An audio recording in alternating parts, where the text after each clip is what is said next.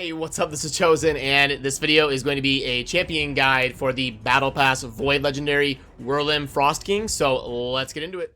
Alrighty, let's go ahead and pull up Wurlim Frostking here. We're going to go Knight Revenant. Up top right, the Defense Void Legendary Wurlim Frostking. Now, as always, for my champion guides down in the video description, I will have one of these infographics that you can pull up and take a look at the current masteries, the grades, all the general info. The champion takes 12 books. You can see that top left, stat priority, sets on them, all of that stuff. That'll be down in the video description if you want to pull that up and take a look. So I'll put that away and we'll kind of go over the kit here. So base speed of 100, perfect. It's not amazing, it's not bad. 100 base speed for legendaries, all right. The A1 is attack one enemy with a 30% chance of placing a freeze debuff for one turn. We can get that booked up to a 50% chance. Places a perfect veil buff on the ally with the lowest HP for one turn if the freeze debuff is placed, which means a couple things. It's not going to work against the clan boss because we can't freeze the clan boss. So we're never going to be placing perfect veil in that scenario. And it makes the A1 a lot more important to book because we can kind of snowball that freeze veil, tandem effect when we're farming dungeons, faction wars, all that sort of stuff. The A2 is attack all enemies on a 4-turn cooldown that we can book to 3 turns with a 70% chance of placing a 30% decreased crit damage that we can book up to 100% for 2 turns. Also placing a 30% increased crit damage buff on all allies for 2 turns. Now, I will say the crit damage is better than crit chance in terms of both reducing the enemy and buffing our team. I would much rather have somebody increase my crit damage than increase my crit chance because we can't really typically build champions or our DPSers around that consistent effect, and it's not going to be consistent enough for us to count on it in our build.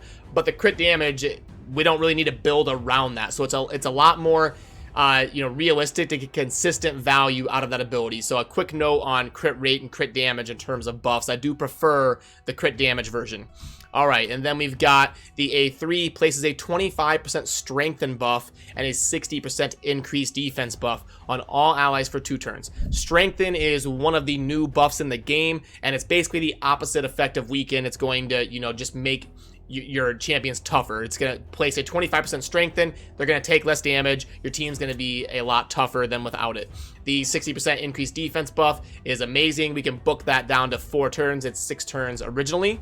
And the aura is increase ally defense in the arena by 30%. The arena is kind of shifting towards a more defensive, sustained battle meta. So this is actually a pretty good aura. It's not amazing. We wish it was like 25% in all battles or something, but 30% in the arena. It's trending upward, and it's a pretty decent aura. So that kind of covers the kit. And one note I do want to say is the aesthetics on Wurlim Frostking are incredible. I love the weapon and the kind of like swirling frost effect, the pauldrons, the cape, just all of the blue frost aesthetic. Very amazing. Raid always does an amazing job on the aesthetics, and Wurlim Frostking is no different. One of the cooler looking champions in the game, in my opinion. So they knocked it out of the park there. And in general, the kit is pretty good. I'll go over his grades and kind of talk about where to use him in the game. But overall, the kit is pretty well designed, and he should be pretty generally useful. So let's go ahead and pull up mine here.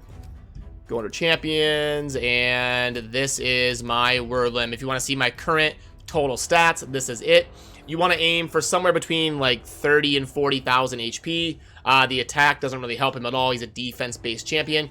We want to get defense somewhere between like 4 and 5k ideally. Mine is a little low. I'd like to get that closer to 5k, but I didn't have the right gear to get him with good speed that's close to 200 and also get that 5k defense. Now crit rate and crit damage, my first general build of him is kind of a blend of a buffer and a damage dealer that I can kind of use in faction wars and the arena, and you'll see that reflected in the masteries. So there's still a couple different ways I want to test him, going down like the defense tree and the support tree. Right now I went down the offense and the support, kind of using him as just a generally useful champ who can both be a support for my team and deal a little bit of damage. So that's why I went with the crit rate, crit damage build with high speed. Get the accuracy up over 200. We don't want that being too low. If we're going to use him like only for the arena, I don't know if you ever really want to stack a ton of accuracy on him, because really the only thing he does to the enemy team is the A1 freeze and the crit damage reduction. So accuracy is definitely good on him, but it's not like paramount ridiculous. So anything over 200 should be pretty viable, especially in gold 4. Now, if you're going to be using him in platinum, this is going to be different. You're gonna need much better stats, and you're going to need to really min-max him a lot better than this. This is kind of an introductory build to show how viable he can be kind of in gold 4 and in, you know, the end game dungeon 20s and up in the high ranks of faction wars and stuff. So, all right, we'll start with the jewelry. The banner, obviously, we're going to be looking for a defense, speed, and HP. So you could go with an accuracy banner because, like I said, he does place freezes, and we won't be placing the perfect veil without landing our A1 freezes. So accuracy banner could be the route to go on him. If you can't get up to like 220 to 230 accuracy without the banner, then you're probably going to want to go with an accuracy banner. But this is a pretty good banner for him. It's got everything we're kind of looking for. And the amulet, this is perfect for him in my opinion. Defense main stat with crit damage and accuracy as substats. This is almost perfect in terms of an amulet I would want. The only thing that would be better if it was 6-star. And then for a ring, we're just going for a stat stick. We want defense with a lot of defense and HP on it. The attack is worthless, but we get 22% defense and HP with a 6-star defense roll, so that's pretty good for him. So as we move into the other gear up top, the normal artifacts, I did go 2-piece speed, 2-piece defense, 2-piece accuracy. I typically wouldn't go with the 2-piece accuracy, but the fact that I didn't go with an accuracy banner, I wanted to put a couple pieces in there just so his accuracy would at least be over 200. And then pretty generally useful sets in speed and defense for him are going to kind of be staples of his gear. And then to show the actual rolls and stuff, the boots are typically going to be speed on him and, you know, defense, crit rate, HP, accuracy, all that sort of stuff. And then the chest, you're probably going to want defense percent basically always on him. And then again, we're just looking for the normal substats like the accuracy, crit rate, and HP, and all the sort of normal stuff on him. The gloves, you can go a lot of different routes on him. Crit rate, crit damage, defense are all kind of viable. Really depends how the rest of your gear shapes out in terms of what main stat you're going to want on the gloves. The shield, again, I'm just kind of showing you my artifacts, but you already know the stats you're kind of looking for. That's the one I use. And the helm, pretty good. It's got a lot of what we're looking for there. And then the weapon is the same. Kind of important to note, you can't roll defense on a weapon. So on the weapon, you're just looking for HP, speed, accuracy, crit rate, that type of stuff, and you can't actually roll defense on a weapon. So now let's go ahead and go over the masteries. All right, so this is the masteries that I use currently, and again, you can pause and look at this, or it'll be down in the video description, but I do want to always point out, don't blindly follow these. Build the champion for what's useful for you on your account. Use this as a general guideline. Don't use this as a be-all, end-all. Always build a champion like this. This is kind of my hybrid, generally useful build to test him in as many areas as possible. And there is a chance I could change these around depending on where exactly I want to use him. You can make an argument that going down the defense tree might be a little bit better in the arena, and maybe even going for Eagle Eye to get more accuracy to land those freezes on the A1 if you're playing a defense team. There's a lot of different things you can kind of do here. This is my general, you know, usefulness, utility, masteries build that I did on him initially. And now, let me go ahead and show you. I know sometimes, oh, we gotta do the pit. We know that's a priority. I know sometimes you guys like to see what they can do in terms of like a solo clear. So I do like to show that real quick. It only takes like a minute to show this. So Brutal 12-3 is typically the stage that we farm most often. So we'll put in Wurlim Frostking and throw in a couple pieces of food. Oh, no, I didn't take out the Belter. So we'll put him in, and then do I have another 3-star I can throw in there? Let's just throw in some 2-stars. That will be easier. So we've got Wurlim acting as kind of a solo campaign clearer, and I expect this to take about 30 seconds. He's not too bad at it. Now, this is with 0 books, by the way. When I spend books on him, I will show you the booking process and kind of what's going through my head when I'm spending the legendary tomes on him. Because I do think he's one that's probably worth booking. He's going to be really good in Faction Wars, and he's just generally useful to help you in a bunch of different areas of the game. He's also Void, and usually spending spending books on Void champions is pretty good because they're guaranteed to never be weak. So they're just going to be you know, lots of utility for you. All right, so there we go. 26 seconds. Not bad. Not amazing, but he's pretty good in the campaign, especially if you're trying to, like, 3-star the campaign and clear levels. He's not a great, like, speed XP farmer, but he can be good for, like, progressing in the campaign and 3-starring content. All right, so now let's show you the booking process and kind of how I would go about spending books on him.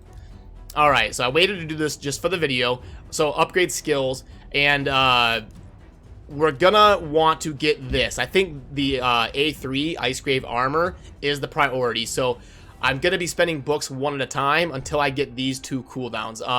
Obviously, it's not bad to level up the other ones as well, but 12 legendary books is a pretty decent investment. And let's see what we kind of get here. So we'll upgrade skills, and we're gonna go one at a time to kind of see what we get. So we got the A2 there. It does show you down here right away. It ticks before it kind of loads the animation. Okay, so we went A1, A2. That's not a good start if we're really trying to be conservative about books. Okay, so we actually haven't gotten the priority roll yet. So we're kind of... Those books did not go optimally. The A1 again. And, you know, this is the RNG of books. Sometimes if you're looking for a specific ability, you might just never get it until the last book. Yeah, wow, so... very bad RNG, just going straight to the A1 and the A2. A2 again. So you get to kind of see this live here. Live chosen fails. Hey, there we go. Alright, there's the A3. That's what we're looking for. And in terms of being really good in Faction Wars and having consistent value, I do want to get... I'm going to use him for basically every stage in Faction Wars. So I do want to get this this last ability here. So we'll spend one at a time. We got the A2 again. And boom, we got it. All right, so if I were going for a budget, gosh, though, these now these last 2 books are so much value. So I'm kind of showing you the booking process live. Yeah, it's worth it. Like if I were up here, then I would say it might not be worth it to spend 4 books to get this. But and same with this 10% buff chance with 1 book. Yeah, it's worth it. Because it went so bad, I might as well just max it out. So I wanted to show you the thought process there. I probably wouldn't have spent every book if I got better RNG on getting the A3. And I know you guys like to make fun of me for saving books and saying, oh, you have 50 or 60, why not just blow through them and spend them anyway? I really like to make sure I've got, you know, I'm spending resources wisely no matter how much I have, because you never know what champions are going to come out. What if they release 3 legendaries with some patch that end up being incredible, and then there's like 2 of them are fusions or something? I don't want to be sitting on 4 books and be like, well, crap, now I have to spend, you know, $300 to buy these $100 book offers. So I like to be consistent in how I manage my resources, and even though it seems like I have a lot, I like to, you know, be diligent in how I manage them. So, all right, now let's take him for a spin in the arena. And I'll show you kind of a general team I built for farming gold 4. So I like to make sure I have good speed. The Arbiter is just there for the basically speed aura and turn meter boosting. She can remove buffs and have a little bit of other utility, but she's mainly there for that. Then my... we get the defense buffing, which is going to help my Valkyrie shield and my Valkyrie damage, and my Torment in terms of toughness and damage output. Torment will provoke everything. This team should be very beefy in Gold 4 and basically never lose. Because, you know, we're able to do a good job of bursting them down, and even if the other team goes before me and they get like boosting or something, odds are my Torment will freeze 1 or 2 of them and we'll be all right. My Arbiter should live long enough to get a revive off. My my Wurlim should be buffing my team's defense, and then 3 of my champions are based on defense. We got counterattack, we got Valkyrie shield. It should be very tough for a team to overcome this type of setup in Gold 4. Obviously, once I push up to Platinum, I would run into teams that are kind of prepared to handle a team like this, and I would start to struggle to win. I would have to change out gear and kind of change my build. But in terms of rolling through Gold 4, rolling through the majority of the arena, Wurlim should perform pretty well in a team like this. So I'll show you just a couple battles here. I'll see if I can't... This is like an Arbiter Lysandra team. This should be a lot tougher of a match. Let's go ahead and pull it up and see what happens. And I like to just auto the arena. You see there, even though they got their ability off, my Torment clutches it. and ends up being pretty well. I like to farm the arena going on auto. It's just easier that way. It's quality of life. If I'm going to farm the arena a bunch every day, I like to just be able to go in auto and move on with my life. But yeah, you can see I wanted to show you kind of a tougher fight. This would be something that is borderline to avoid, but not really. This team is kind of equipped to handle it. And we can see the longer the battle sustains, my defense champions and counterattack and freezes can really overwhelm them, and we will take them over with time. Wow, that was a lot of decreased buff duration. Alright, and there we are. So now let's go ahead and pull up Wurlim Frostking, and we'll go ahead and grade him in every area of the game. Reviews, okay, so recommended artifacts, defense and HP. I think this should be defense and speed, but all in all, I've seen worse recommendations from the in-game stuff for sure. Alright, ratings. Arena offense. He's pretty good. I mean, not perfect. I'll give him a 4. Arena defense, I'll give him a 5. He's a little bit better on defense. Campaign, I'll give him a 4. Clan boss, he's definitely not that great. He does have the strengthen and increased defense, but I'll give him a 3. Dragon's Lair, he's a 5. He's going to be very generally useful in dungeons. But except for the spider, I don't see him having a whole lot of utility in the spider. I don't think people are harsh enough in these grades sometimes when they, because you'll see champions at like 4.7 and something they aren't even, good at. That's why it's important to really look at these gradings objectively. Ice Golem, he's actually great in the Golem. Because the Golem is a little bit more about sustain, and it can be a little bit tougher to get a 100% win rate team. So his strengthen and increased defense and freezes and all that can really help you in terms of sustaining in the Ice Golem. Minotaur, he's fine. The Minotaur is kind of a standard dungeon. Faction Wars, he's amazing. 5. Fire Knight, he's not that good. He's got the single hit A1. He is at least a Void legendary, so I'll give him a 3, but he's not great in the Fire Knight. Void, he's fine. That's kind of a standard dungeon. The Magic Keep, he doesn't really remove shield or remove buffs or anything, so I gotta give him a 3. Spirit, same thing. You want like heal reduction or buff removal. He doesn't do any of that, so I'll give him a 3. And in the Force Keep, you want somebody who decreases defense typically. He doesn't really do anything, but the Force Keep's kind of a standard dungeon. I'll give him a 4. So, yeah. There we go. Exit out of that, submit those, and that's kind of the live grading and showing you a bunch about Wurlim Frostking, a pretty generally useful champion that should be good to acquire for a lot of early to mid-game players, and he does also have some end-game utility in a few different areas of the game. So I think he's kind of worth the 6-star and worth the booking process that I kind of showed a little bit ago. Maybe not worth the full amount of books unless you kind of get bad RNG like I did, but you at least want to get the cooldown on that, strengthen and increase defense ability. In my opinion, he is worth that. So yeah, remember that infographic will be down in the video description. I'll pull that up. This will be down for you to pull up on your own time and kind of take a look at that. So yeah, as always, thank you for watching. Have a good rest of your day. Peace.